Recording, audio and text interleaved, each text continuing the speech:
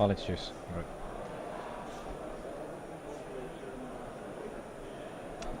Hi guys, welcome to the final round of the European Championships 2014 in Amsterdam.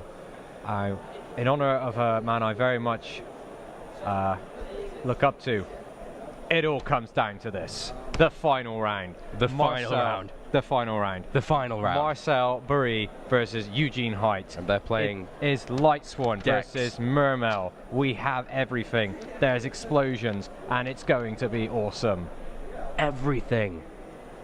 All of the enthusiasm. And it's Swiss versus German, I do believe. Yeah, we've got a Swiss-German final, and it's going to be... With these two decks, cards are going to be flying left, right, and centre. Which is Mermel and Lightsworn, by the way. Obviously, we saw Marcel in the last round. Yes. Who is playing the Lightsworn. And the Mermel is Eugen. Yeah, it's just figuring out virtual space. Like, oh yeah, it's the other way. It's reversed. So, our players are getting shuffled up and getting ready for the finals. At the end of this, we will know who is our #1 player in Europe for this season, and you guys will have very much to talk about and a lot of information and a lot of things to look up to when you move into your WCQs if you're from a different part of the world. We have had a fantastic weekend here. Definitely. We've seen so much. We've had spellbooks doing extremely well. The very first round up here that we had a spellbook lose was that last round. Yes. They've won pretty much every single game. Everything else, it's been... I'm pretty sure there was about 6 feature matches that involved spellbooks. So they were doing very well. We've Definitely seen very well. The hat deck coming all the way into the final stages of the tournament, but up here, they on screen didn't quite get there. Very close. So top 8, I believe, was the last hat deck was. It was, yes. Eliminated from the tournament, and we're seeing Mermels and Lightsworn in the finals. So guys, if you're a spellbook enthusiast, I'm sorry you won't be seeing another spellbook win this year. Not for the Europeans, anyway. They needed more Eugen.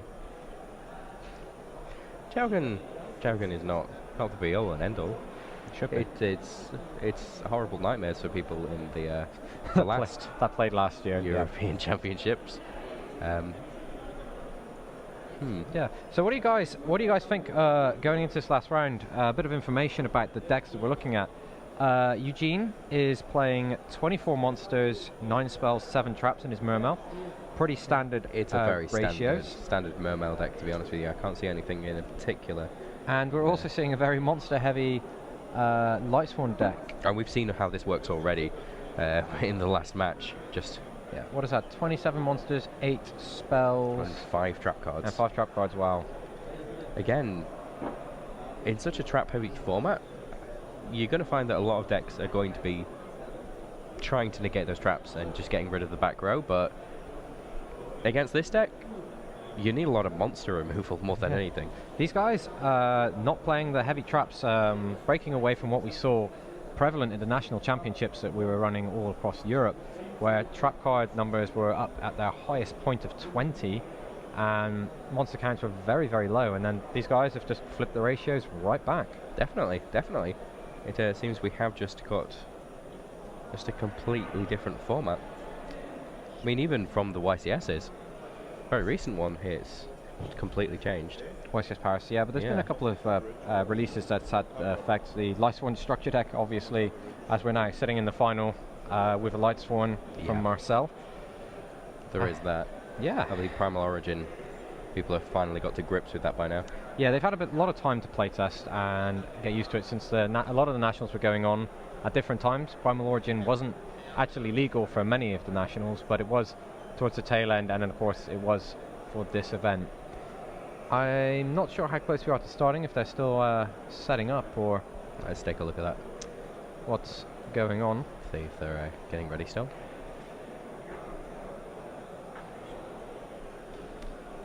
Yeah, I think we're they're still switching doing camera. They're obviously still setting up over there. Still some technical stuff. Yeah. They're sorting out. Definitely. We'll just take a look at the side deck options from these guys to see what brought them all the way here to the finals. Eugene's... Okay. Yeah, they're getting shuffled up just about. Ready? Eugene's deck.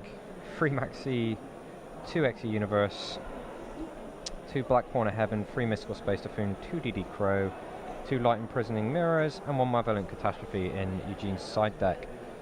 In case you're looking for what options you should be taking, well, what options you could consider for your WCQs or tournaments coming up in the near future. No, number 18 this. What about you? Number 80? That's a good point. We've seen it win a lot of games, which surprised me that it's not made it into the finals. Yeah, it's been a deciding card for its disruption that it does to the graveyard and the attack bonus that it applies to a monster it equips to. But yeah, it's not here. Oh. Interesting.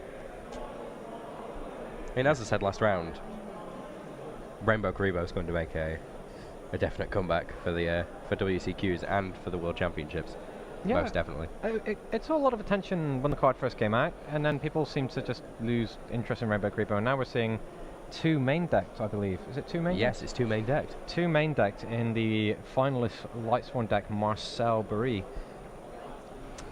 So happy. They're so happy to be here. They both speak German. In case you're wondering what's going on there. Now, our colleague Oliver Gurman there, who's been writing some fantastic coverage all weekend. Oh yeah, he's first time appearing on stream. If you've had a feature match, there's a good chance that this guy has been the one who's wrote it. We're very grateful to have Oliver a part of our coverage team. Shout out to James Pennicott as well. Yeah, who's currently not on the stream, but still in the venue, writing up articles. Fantastic bunch of guys to work with. Okay, the opening hands are being drawn. Eugene, it has a Genix Undyne, Breakthrough of Skill, Forbidden Lance, Abyss Pike, Tidal, and I want to say that's an Abyss Gund. We'll see the hands loading in, and we've got a Curry Bandit, a Rainbow Karibo, a Raiden, is that a Minerva? I can't see it, and a Lightsworn, oh wait, no, it's not Minerva, and it's a Lightsworn Sorceress Lumina. Oh, sorry, Lumina, the Lightsworn in the hand. I'll let you know as soon as it loads in for certain what the uncertain cards are.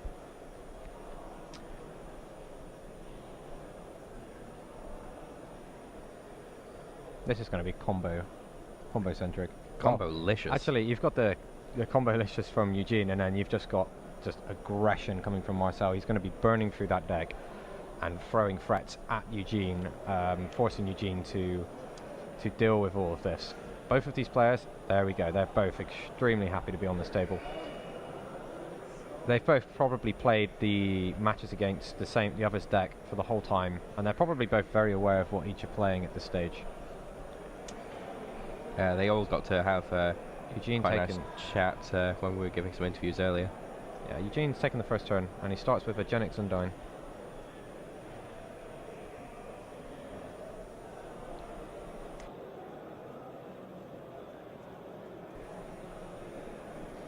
He's going to be adding a Genix Controller to his hand.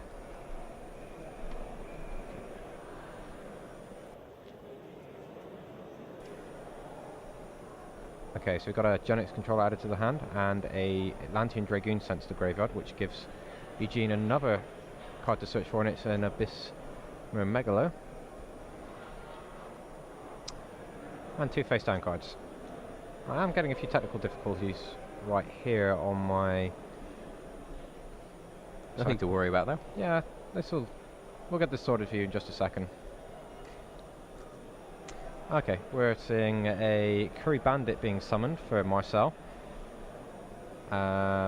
Eugene just taking a second to take a look at that.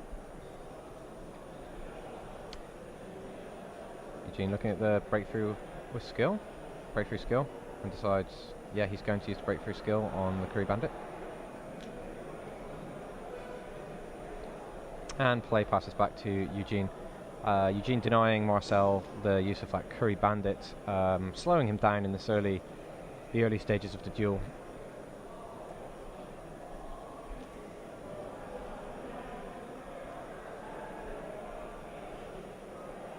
Okay, so he's holding a hand full of monsters.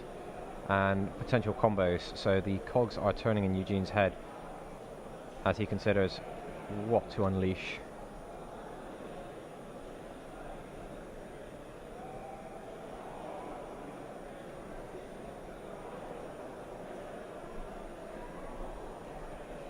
Okay, yes, we've got everything fixed now, so I should be able to share with you what exactly is going on. So, Eugene, if you're a Mermail player, take a look at this hand. Seems pretty good, right? Oh, we've got a one unknown card in Eugene's hand. That's a Genix controller, in case you're wondering. Currently on committed to the field, he has the Genix Undyne, the Forbidden Lance, and a Breakthrough skill. Is that the breakthrough from earlier, or is that another one? Did he have start with 2? Okay, so we're seeing a flurry of plays from Abystius and Abyss Mermegalo. Well, this is what Mermail does best. Yeah, and he sensed a very slow start from Marcel, so now he, Eugene is pressing Marcel. Although Marcel does have a Rainbow Karibo to survive a potential OTK push. Abyss Mermegalo, we haven't seen this card this weekend. It's definitely being played, but we just didn't see it on any of our Mermail matches. He's using the effect to allow Abyss Mermegalo to attack twice this turn. And he got the title. This might be lethal right here. But we're still aware, if you're interested in Marcel's hand. There's that Rainbow Karibo, which can stop both attacks from this Abyss Mermegalo. There we go, saved by the furry protector. As you see, that would have been game. Eugene taking a moment to read the life-saving Rainbow Karibo.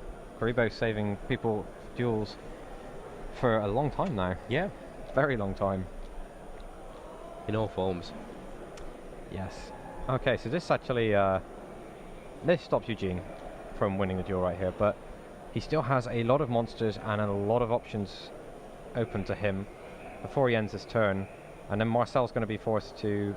Okay, he's making it unaffected by spells. Of course, Curry Bandit being treated as a spell in the spell and trap zone, that's enough to take it out. Yep. Oh.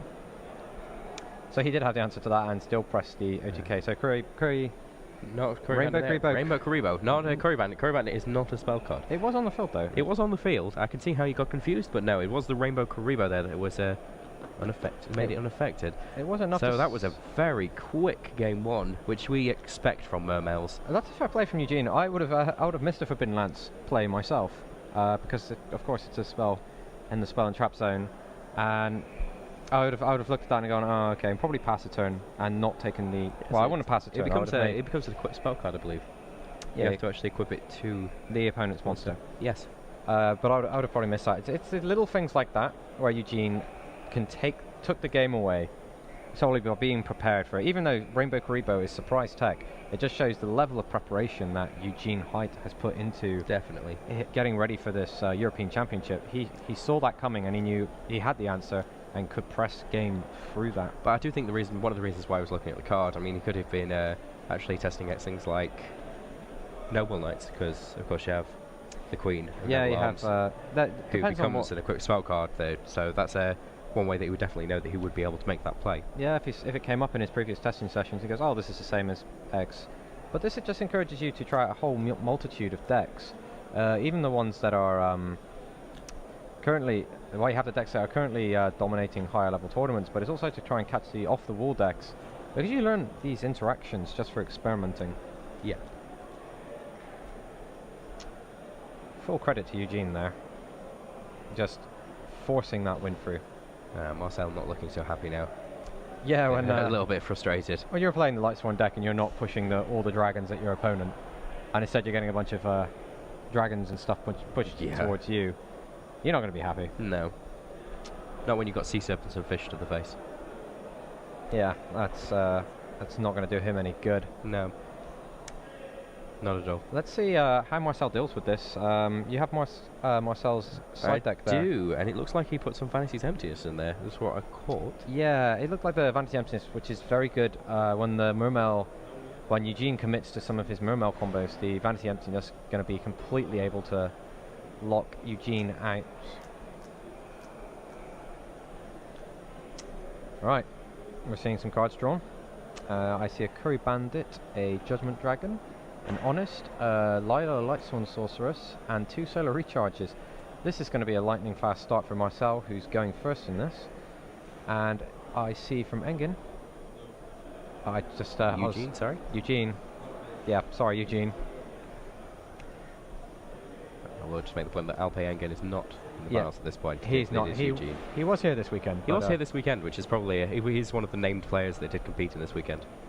Yes. Peter Gross and a few other players. A few other players. Okay, I see an Abyss Pike, Atlantean Heavy Infantry, probably an Abyss Sphere. Oh yeah, it is an Abyss Sphere. And 2 cards which I will... Abysstius and Blackthorn Heaven, just loading in there. We saw this card a little bit yesterday. Very good start. Very good card to start with for the Mermail player. Okay, so Solar Recharge coming down for Marcel. Very, very simple. Discard a Lightsworn monster, draw 2 cards, send 2 cards. The Rainbow Karibo went to the graveyard, so keep that in mind, as it can be the life-saving defender in the later stages of a duel. I don't believe Marcel drew any more... Yeah, he didn't draw any other Lightsworn monsters to go with that other Solar Recharge, so he will be just going summoning Curry Bandit, activating its effect, and ending the turn. So, he excavates Tempest, Mystical Space Typhoon, Needlebug's Nest, Jane, and Light Ray Diablos. That's a couple of... that's quite a few good cards, and the Diablos is also... Well, he can't take Diablos, it's going to be Needlebug's Nest or Mystical Space Typhoon.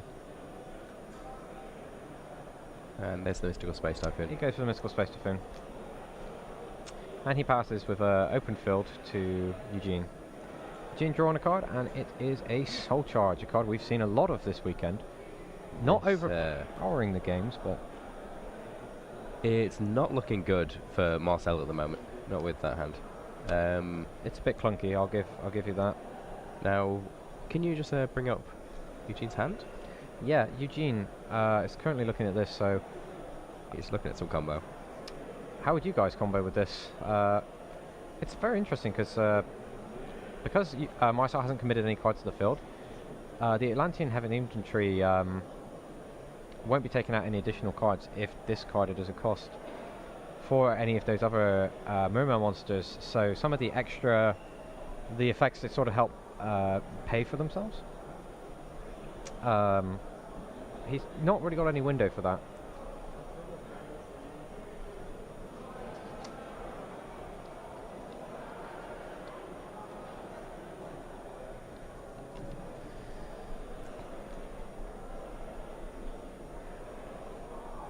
Okay, we're going to see Abyss Spike discarding the Abysstius to add Genix Undyne to his hand. He wants to hold on to that Atlantean Heavy Infantry for when he can take out a problematic card from Marcel.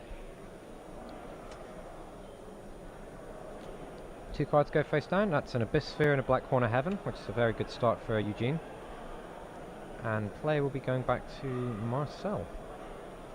Oh, there's of course a direct attack involved there. Of course, yes.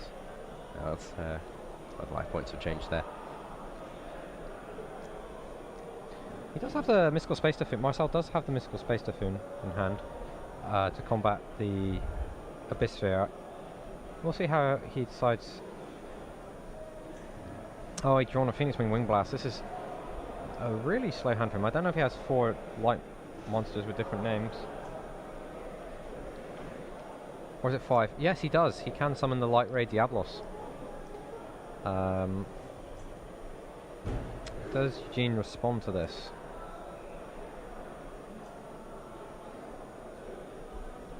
That Light Ray putting a lot of pressure on Eugene. Eugene taking a moment to consider his response, if any. And we're going to see the Black Horn of Heaven negating the summon of Light Ray Diablos.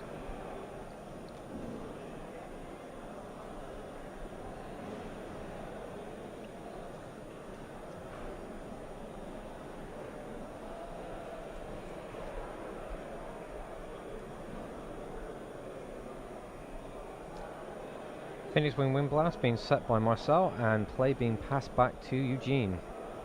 We saw this card being one of the most valued players in the previous match Marcel had against Nicolo. Both games 1 and 3 allowing him to close the duel out, but it's this time that Marcel is limping and Eugen is looking very strong right now. But then, well, we don't know what Eugen knows based on what his opponent's playing. So Genix Undyne going to be summoned. It's going to go and get a controller. Yeah.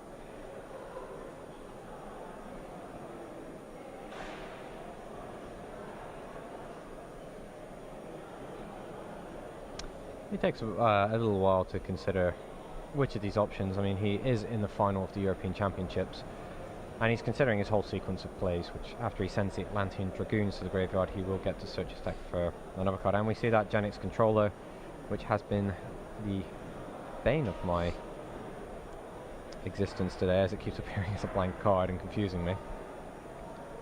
But now it doesn't. No, it's not there right now. Now we're going to see 2 more direct attacks coming from Eugen. That's putting Marcel pretty low, lowering the impact of his soul charges. Every 1000 he takes past this point is another monster he cannot summon.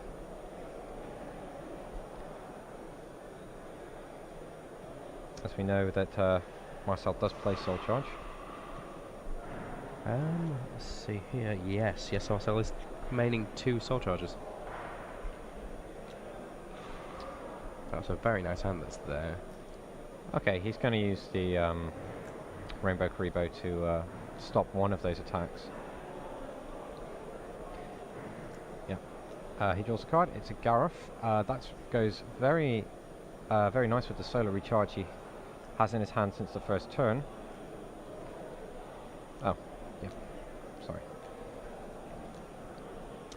So the recharge, sending a Blaster to the graveyard and adding 2 more cards to Marcel's hand. I keep talking about this card, so let me pull that up for you. Oh, no I can't. Which card was that? Rainbow Karibo. Rainbow Karibo. Unfortunately not. So we got a Redox, a Redox Dragon Ruler of Boulders, Curry Bandit, Mystical Space Typhoon, Rainbow Karibo, Judgment Dragon, Honest. I don't believe he has enough monsters in his graveyard to summon the Judgment Dragon. Okay, so he's going to push out with Blaster, or he's announcing he's activating the effect. You can see what Eugen could possibly respond with. Nothing that would immediately deal with the Dragon Blaster. Blaster very specifically targeting the Abyss Pike. This will take away rank 4 options that Eugen could be trying to put together with his next normal summon. And it also, he knows his opponent has the Genix Controller for a potential level 7 Synchro monster.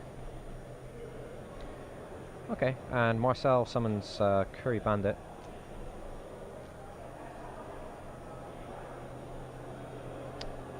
I believe that's a Mystical Space Typhoon he just sets face down on the field.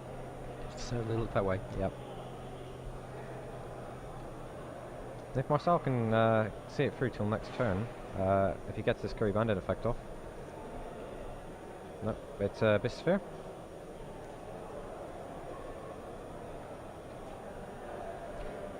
So good timing actually, that Mystical Space Typhoon was just set on the field. So he's going to have to Phoenix Wind Blast it, because he's put the quick play spell face down. He can't respond with it this turn. But he is breakthrough skilling that Curry Bandit there. Yeah, he's using the breakthrough skill to stop it, yeah, as you said. Yeah.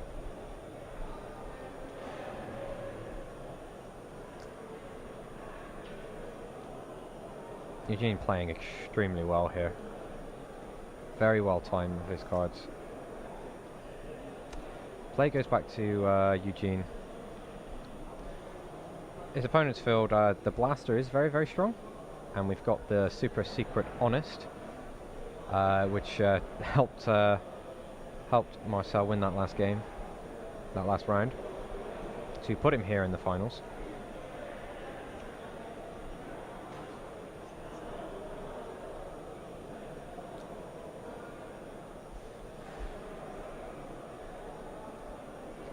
We've got an Abysmal Megalo, an Abyss Sphere.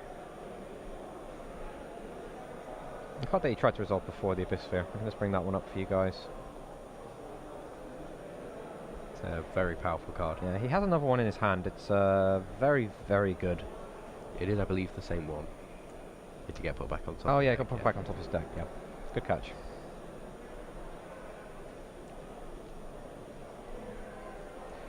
Soul Charge, Abyss Sphere, Atlantean Heavy Infantry, Genix Controller, and Abysmal Megalo.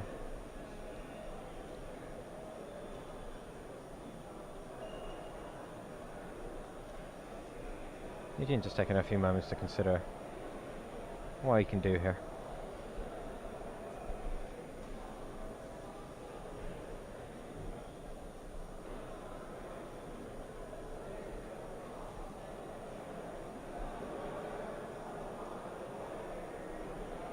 Marcel trying to keep his cool there.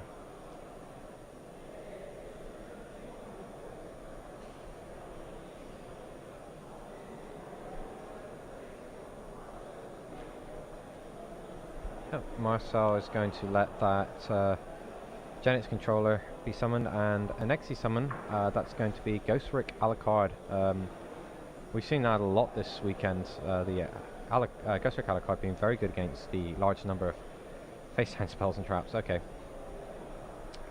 And again, after he sees that he's got clear space, he plays Soul Charge to bring back 2 monsters. That costs 2,000 life points. A small price to pay. He gets to use the Abyss Pike effect to find his Abyss Grund. I'll bring that up for you. Again, we were talking about this one yesterday. A limited card. That's an Honor Arc? Yes, and that's going to be the answer to Blaster. Some ridiculously good plays from Eugen here. Yeah, Eugene knows exactly what he's doing. Oh, he's searching because the Atlantean Dragoons were sent to the graveyard to activate the effect of a water monster. He's now searched for Moon Glacier. Sorry, it took me a moment to remember its name. Moon Glacier, and he summons it and takes 2 cards out of Marcel's hand.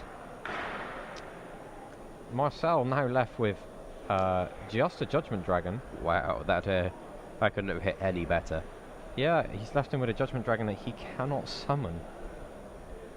Just watching how Eugene is systematically picking Marcel apart, card by card. He's just outplaying him at every opportunity he got. And Marcel had a really weak hand to start off with, and Eugene is giving him no breathing room.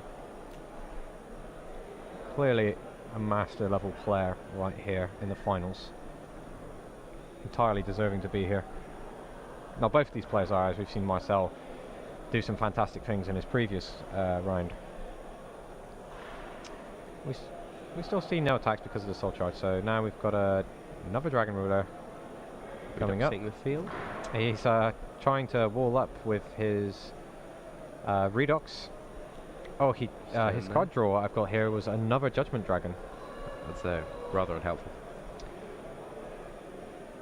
So he passes a turn and hopes Eugene has no way of dealing with this Redox. And Abyss Grund is discarded as one of the cards for Abysmal Megalo, which is going to allow him to bring back. He's targeted Mermel Abyss Tias for the special summon effect of Abyss Grund. Moon Glacier making its first appearance this weekend. The Elemental Lords are very, very cool cards. This one saw a lot of play a while ago, and it always catches people off guard when it shows up. It is so powerful.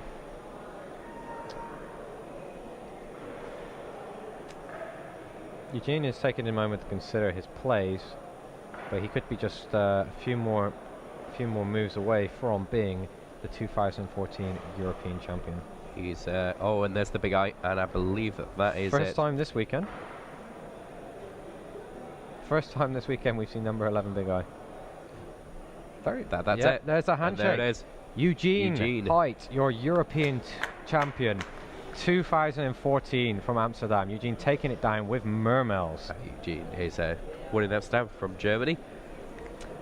Yes, fantastic. What a performance there. Really Eugen, good game. I can't fault any of the plays made by Eugen that game. It's all just amazing. Like, both rounds, he took Marcel apart, and it was a 2-0 victory. That's a very clean sweep. Just bit by bit. And Marcel was a fantastic player. He made it all the way here to the finals over all of these other players this weekend with a deck that just became legal for tournament play in TCG territories this weekend. And yeah, both fantastic players, and Eugen proving that he is this year's champion. Did really well there. Oliver German just editing his article there. You'll be able to find the written version of that match. Yeah, you can also catch this back if you wanna read it play by play. So good this weekend, and in the finals we saw quite a few new appearances of cards that we didn't see on any of our other matches this weekend. Just wow. I'll be very curious to see what Eugen decides to play when we get to the World Championships a little later on. Maybe he'll stick with the tried and tested Mermel. Maybe he'll switch to something else, but maybe. Just so good. Maybe he'll surprise everybody and switch to Lightsworn. The deck that he just beat. Yeah. Just goes. I qualified here for with Mermel. I'll just switch to Lightsworn. But I think that's going to decide that would definitely be what's going to be played at the other WCQs that are still to come. There's more information out there to come for Eugen to learn from. We will be going to the award ceremony after these players have cleared up, and we let it sink in for Eugen a moment that he is this year the #1 player in Europe for this season. And he deserved it. Definitely. Every step of the way. You just watch how he pulled this off. Now, Marcel in previous rounds made a lot of plays, but Eugen just outplayed him. Yeah, and then but that second game where Marcel couldn't get into the game, it looked good with the solar recharge. He didn't get the extra Lightsworn monster. He gets stuck, and Eugen just sees that and goes, "Okay, I'm going for this." Goes, "That's fine." Then he just takes him apart with the there wasn't even Elemental the Lord. Honest. No, we didn't see the Super Secret Honest. The Super Secret Honest got revealed. Yes, it did. As it was discarded by the Elemental Lord. That was just an amazing hit. Yeah. That won the game. I think he left him with the only card that he couldn't play from his hand, and then he draws another Judgment Dragon. Yeah. Which he couldn't play either. Completely ridiculous. Now, you're going to be staying with us, I think, all the way up until the ceremony, which should be coming up soon. Where the top 8 players will be given their prizes. Yes, the top 4 will also have to have all of their photographs taken and all of the cheering and clapping that you expect after winning or getting this far. Definitely. In a tournament. In fact, if nobody clapped, I'd be so disappointed if I made it this far. Now, there was that clear winner there, but we've got to remember that all 4 of the top 4 are making it through to the World Championships. So the Lightsworn will still be there. Yes, all 4 of these players will be taking part. We've got their names here. We've got Marcel, Eugen, and Andre and Nicolo. All coming to Rimini. Even though Eugen is walking away here, the champion of 2014, these other players also are going to be stepping foot on the world stage, and very few players can ever say that they've had the honor to do that. Definitely. Yeah. Well, so how's it been for you? It's been a fantastic experience. This has been the first time that we've streamed an event. Definitely. We've had a few bumps and hitches along the way, but it feels like it's gone really well. Now, how do you think it all went? You know, give us your comments. Definitely. Yeah. Also, thanks for sticking with us this whole way through. We have been streaming for how long would it been now? Yeah. We started at 9 today. This morning. We started at 11 yesterday. We finished at midnight. Yeah, so it's a good almost it's a long time. nearly 24 hours. Wow, 24 hours. Yeah. Of Yu-Gi-Oh goodness for you, and you can catch up with all of this. You can catch up with all of this in the Twitch channel that we have set up. Did we have the data for the top 32 there? Was that We actually never something? did actually get the data for that. It might be in the written coverage, which you can check. It's the link on the, if you're watching it through the Yu-Gi-Oh card page, is somewhere up here. I'll have a quick look now, actually. Okay, we can check that. If you'd like to just have a look at that deck list there and just see what you think. Yeah, the side deck being the most interesting part when you're going against a very large number of competitive decks. You had Max C's for dealing with the large amount of special summons such as Sylvans, which has been, I just see the players walking past and getting the thumbs up. They're happy. Yeah. Marcel is very happy as he walks out of the streaming area. So yeah, you've got the 3 Maxis against all the special summon heavy decks to allow him to fight back and keep churning out combos. Got the 2 XE Universes primarily for the Gear matchup. The Maxi is also not terrible there. XE Universe, as we saw, completely blowing out one of our players yesterday, turning 2 of his XE's monsters into a Mecha Phantom Beast Draco Sack. Oh, I have the list here. We have the list. This is just for day 2. Giga again completely dominated the stats. Then there was Heidt in second again. Mermail, Light Swarm, Evil Swarm, Madolce, Bujin, Spellbook, Sylvan, and then Other. Other takes up most of the page there. Unfortunately, I don't actually have what deck lists were there, but with that many Giga, you'd expected it to make That's the top 128, isn't it? Yes. Yeah. So yeah, a lot of well-known themes getting through to the next day. Definitely. Wow. What a weekend. Now, I'm not quite sure how long we're going to have before the ceremony here. What was your favourite feature match for this weekend? We got the honour of... I think we both said it was... you remember the name?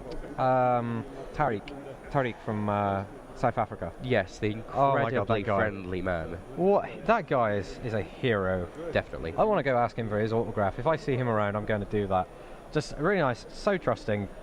Doesn't cut his opponent's deck after shuffling. Yeah, just says no, it's okay. Just the way he deals with the situations. Like he attacks into a monster with a higher defense with his breaker, and he's just like, no, it doesn't matter, and goes on to win the game anyway. Definitely. And he was in such good spirits the whole time. Just such a great guy. Yeah, definitely. I mean, he even gave his opponent some life point. It's okay. Just have some. I'll just take my 1600 attack monster into your 2400 defense guy. It's don't worry about it. It's all good. You can just have some life point. Yeah. Other great moments that we saw this weekend.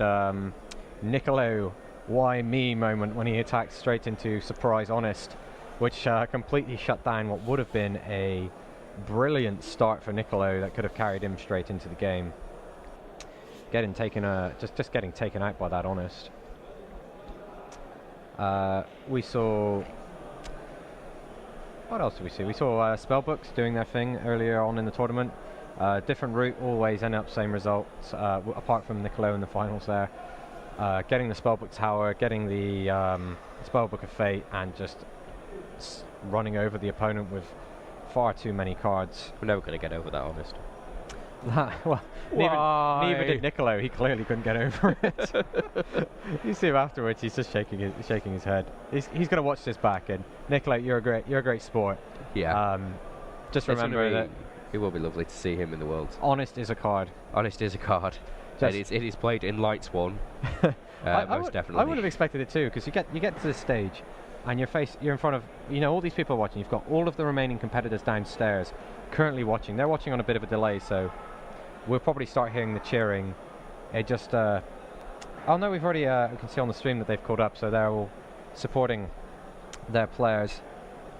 Definitely. Yeah. I think we waited for the game to be over before the players went down there. Yes, we did. Sorry, I lost my train of thought. Yeah, but we waited there just so when all the players go down there, all of the they'll all be ready for support. Now, hopefully we're not giving away all of the secrets. yes, of course, I don't want to give everything away, but we've got Bujins here as well. Very good to see those making final placing in the top 4. Andre, of course. His ratio was 16 monsters, 15 spells, 9 traps. I won't give away that. You could probably watch back through the stream if you want an idea of exactly how he was playing his cards. We're seeing again DD Crows, Max C's, no Mono Crossouts. That is an Italian word I can't read. Mystical Space Typhoon, and Vanity's Emptiness, Malevolent Catastrophe, and Debunk were his side deck weapons of choice. I always like looking at other people's side decks because it's always nice to think what were they thinking when they put this in there. And there's definitely some staples that are coming up through all of them. We're seeing a lot of in the side decks a lot of interesting stuff. They're all very similar. Players knew what the main competitive decks would be, and these players were massively successful making it here, all the way through the field of many. So, what are you expecting to see from the North American Championships this year? What do you think we're going to see a repeat of what we've got here? It feels like we may do. Is there any other releases between now and then? No, we've got no additional releases, but I'm wondering how the game is going to change now that we've seen these results here and people start shifting up what they're playtesting. I feel we're going to see Lightsworn again. I feel Lightsworn will come back in force, even maybe more so than they were here, and Bujin as well, probably skyrocketing in popularity. Maybe a fall of Hat, but then Hat does a lot of other things. Even if it wasn't successful here, it keeps many of the outsider unknown decks in check because it's so good at just disrupting those quirky combos and things that catch people out guard and just prevent you from winning. And if that comes out of the game, all of those cheesy combos sneak back in. That's one of the problems. And then those cheeky combos, for all we know, could have been the perfect counter to the decks that we have in front of us, but they got beaten by the second most popular deck in the tournament, which is Hat, just because it's got so much. I guess I'd say harass. Could be a you harass. It's just you harass the cards. You say you're not going to be able to play that. No, not that. I'm bringing out monsters in your turn. There's not much you can do about it. Yeah, they're big monsters and they destroy your cards. But definitely, yes. Definitely. Actually, when I was speaking to one of the staff members before, they were suddenly very surprised to realise that Barrel Attack is a 2100 attack monster and destroys a monster. Yes, it's a very, very big card, and it's a level 5 for that Constellar Pleiades. But if the popularity of that deck drops down, there's a lot of other decks that could possibly step in and change the results of your WCQ somewhere. And Prophecy, that being hugely successful, again, if that starts to pick up the number of options to deal with it, people start shifting, and then the entire format could look completely different in just a few small weeks with no releases. It's incredible. The amount of playtesting that you guys do in preparation for these events is it's quite humbling. We do appreciate everything that you do. Yeah, we really do. We all appreciate you. And I'm talking to you.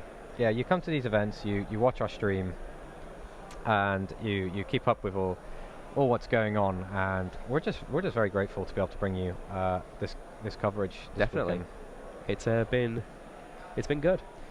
Yeah, I actually also want to do a big massive thank you to the judge team that we've had for the European Championships this year. They all gave up their weekend. Many of them had actually earned qualifications through various regionals, but elected to come and volunteer their time to assist with the running of this event. Example, the blonde-haired staff member that you saw actually typing in their hands there, he was one of the first people to actually qualify in the UK for this event, and decided instead to come and come and help out. He offered to volunteer to help out. So all of the judges did a fantastic job. We're at the end of a massive event. It's so important to all of the players, and they've done it's important to everyone, and they've done a fantastic job, and definitely they've made us proud. I also want to do a special thank you to our 2 technical guys who have been telling us every card that the players have in their hands and on the field. The first time they were exposed to this was very, very recently, and they've done a great job adapting. And okay, they did a fantastic job pulling it all together and allowing us to give you the commentary. And all of the technical staff in the background as well, of course. Yes. They've helped us with all of the new technology we've been using as well. Showing you all of the cards at the side of the screen. Absolutely everything. Yeah, our whole production team as well. If you're watching, I want to give you guys a great big thank you. This is the first time we've done this, and you've been really, really great at putting this all together and allowing us to just be here on the stream for you guys. Definitely. We'll be getting ready with the award ceremony soon. I believe that they're currently just taking some photographs, and we will be able to show you the winners very, very soon.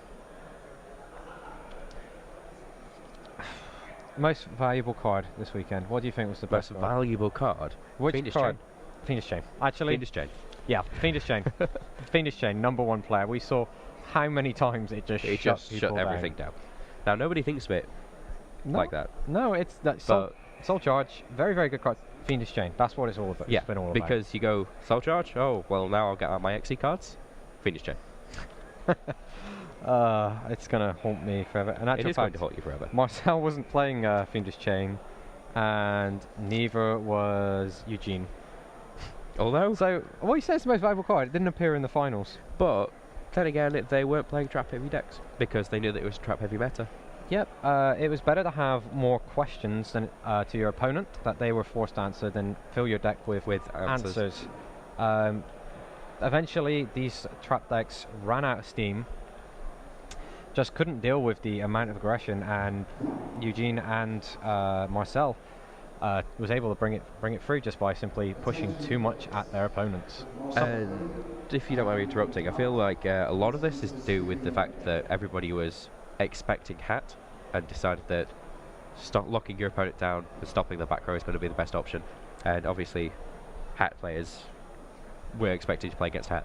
Yeah, the trap wars with the counter traps of 7 Tools of the Bandit, wiretaps, these were all cards that are very highly predicted to be making a big impact, and we were expecting to see these big trap wars, but in the end, a lot of these cards were just traps that answer your opponent's traps that answer your traps. Yeah. And we saw spell books running away every time with those games by playing lots of spells, not getting involved with those trap wars, and just looking for ways to play around those traps. And Fire and Ice Hand as well played around almost every single time we saw them. Yeah. Although they were big, strong contenders, we thought that obviously they've come out quite a bit, but they did great things. But every time we saw them, the players were very, very prepared, and they adjusted their fields accordingly to make sure that they were denying the Fire and Ice Hand either of their effects. we've had some terrific players. Yeah, everyone we've had on the stream weekend have been great, even through the funny misplays like Jovan summoning the number 101 to go for the normal summoned Hermitry. Yes, he was not expecting a normal summoned Hermitry. Yeah, we weren't expecting a normal summoned Hermitry. He played the 101 and we went, hang on a minute, he can't even take that. It's like, yeah, it's not going to stop that. We've seen some great stuff. Some very, very interesting and funny misplays. Just trying to think of other examples. We saw the whole Mermail field getting blown out by a Fiendish Chain and a Torrential Tribute combo through a Mecha Organeer. Just knowing exactly when to chain his cards in what order, the player was able to take out all of his opponent's cards from what was a weak start from him, and then he ran away with that game, I believe. I would actually have to check that back, I can't remember, but he cleared the field very impressively. But a lot of it has been, all weekend has been waiting for your opponent to make the large combo and then stop it there, basically, get rid of it immediately. I mean, Giga had a lot of answers to that. Yeah, but in the end, didn't quite make it to the top 4. We saw Giga being the most played deck and being completely absent from the top 4 is quite a surprise. It was the most represented deck and it didn't make it.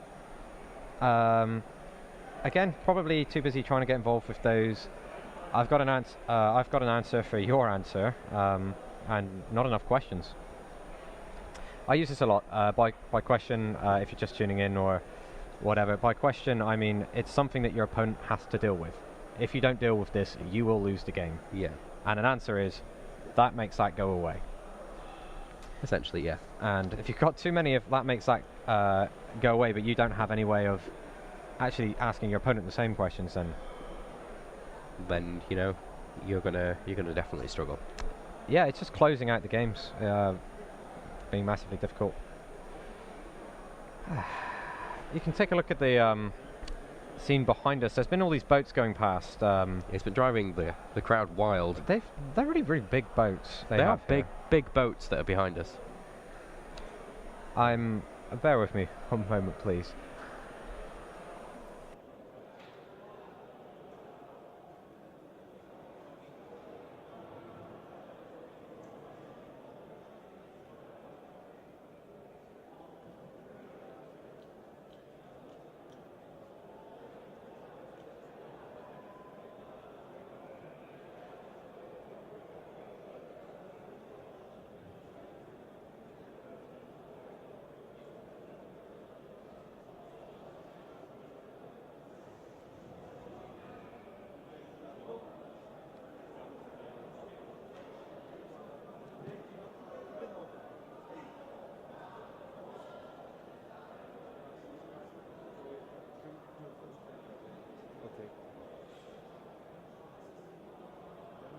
Soll nicht so nah drauf.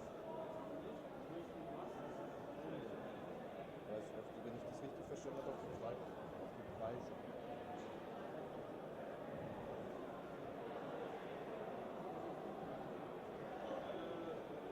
Jetzt noch nicht. Weil das habe ich verstanden.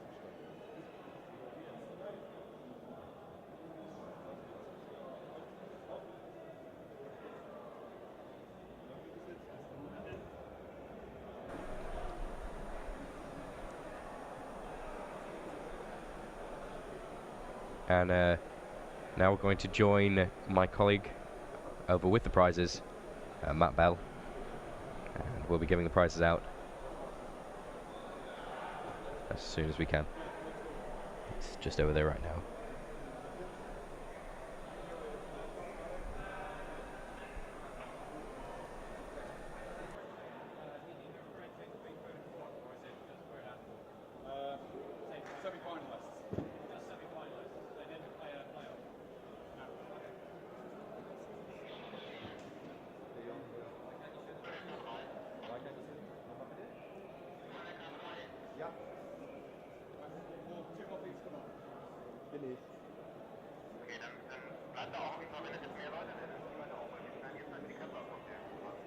Ja.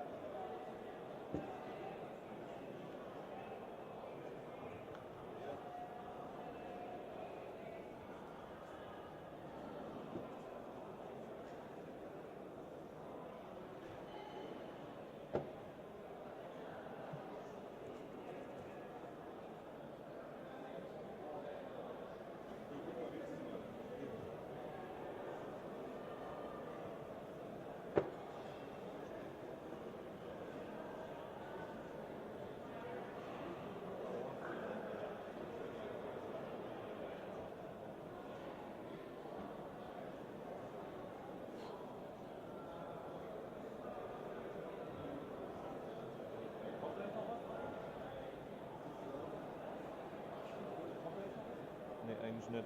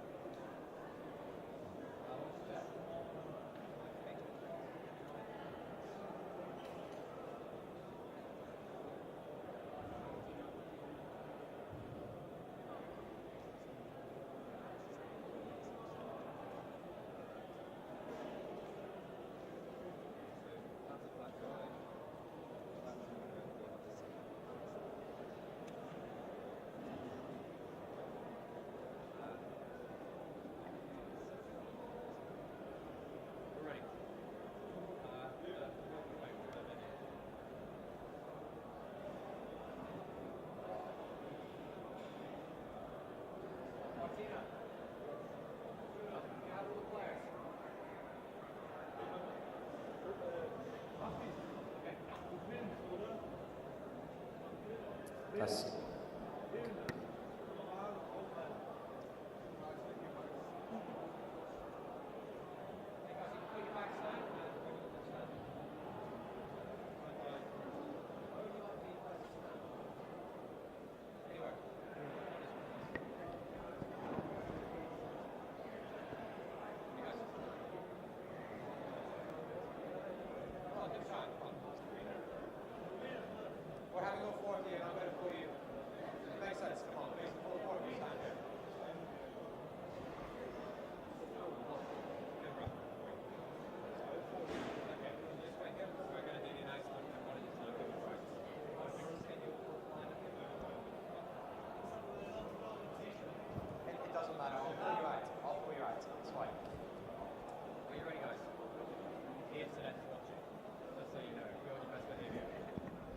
Ladies and gentlemen, we're ready to and proud to present the prizes to our top 4 for the European Championships 2014, our representatives for the World Championships in Rimini, the semi-finalists, Nicolo, playing spellbooks.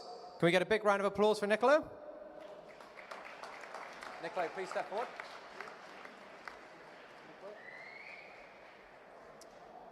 We present to you the trophy and many other goodies right here for you.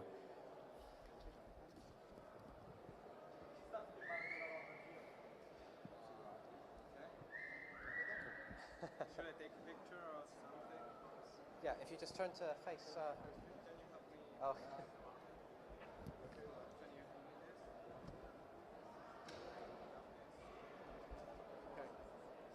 Just photograph. Great job. Thank you so much.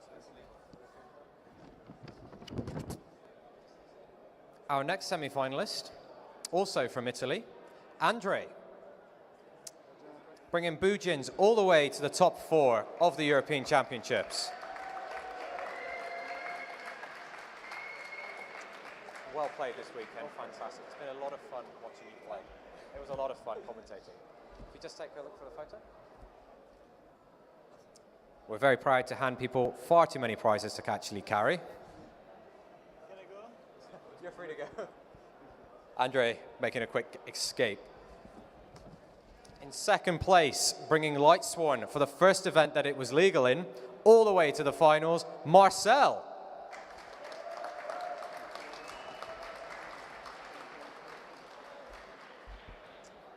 We saw some fantastic games today, Marcel. We're very proud to be presenting you this trophy. And again, more things than you could possibly carry.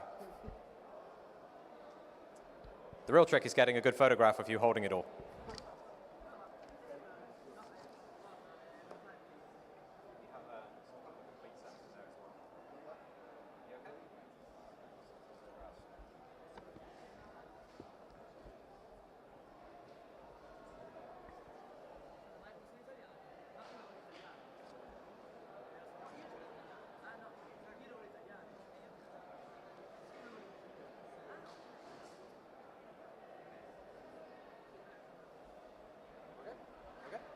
Thank you, Marcel, so much. Great games, really fun to watch.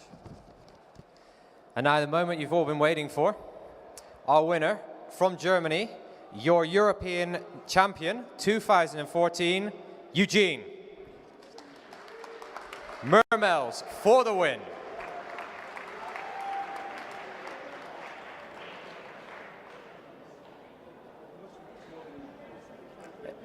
It gets more and more amusing as the prize piles get bigger.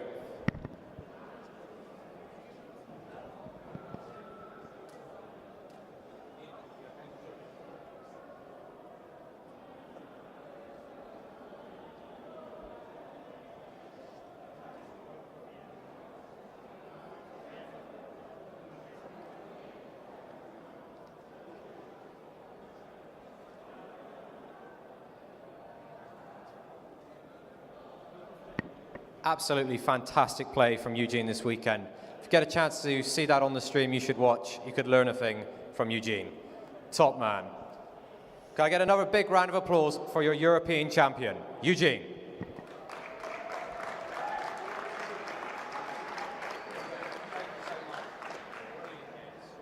We look forward to seeing what you can do in Rimini.